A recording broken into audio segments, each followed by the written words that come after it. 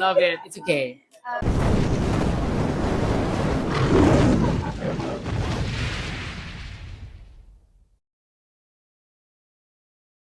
Alam mo, ang sarap sa feeling mo. Kung tinatawag kang Malaysian Real Superstar. Girl, ilan lang ang superstar, di ba, sa Philippines, sa showbiz, ilan lang ang superstar. Ilan lang ang superstar na drag queen. So, ang sarap sa feeling, but also, it's a responsibility.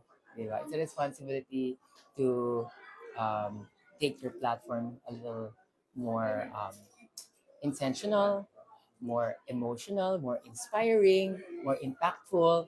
So, as much as we get all this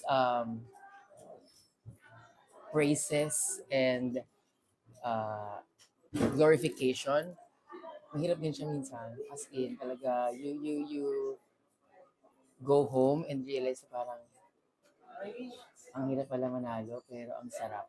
Ang sarap. And I think, yun naman eh, di ba? Mas masarap yung mga bagay na pinaghirapan mo. So, yeah. Well, I think a lot has changed, especially personally. Kung dati, I am doing things to survive. I'm doing things to magpasikat, magpabongga. This time, it's more intentional, it's more personal, it's more purposeful.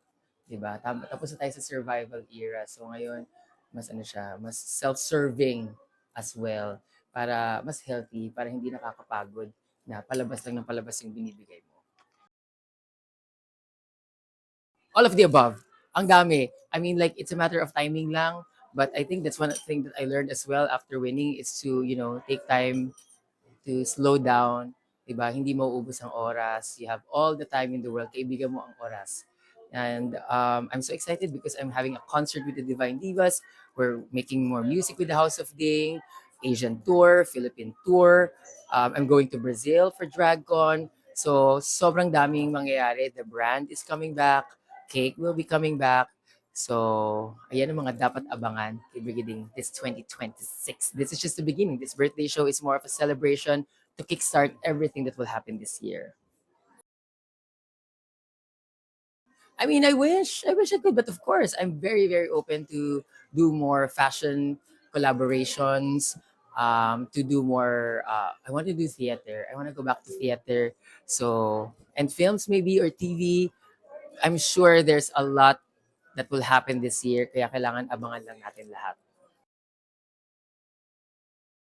How do I stay grounded? I think, after the crown, hubarin mo eh. Di ba? Pagkatapos mong manalo, uwi ka sa bahay, maglilinis ka ng sarili mong bahay, di ba? Maghugas ka ng sarili mong pinagkainan, magbabasa ka ng libro, mag-workout ka, you surround yourself with beautiful people that tells you the truth, all the good things about you, but all the good things or the not so good things na dapat mo i-improve.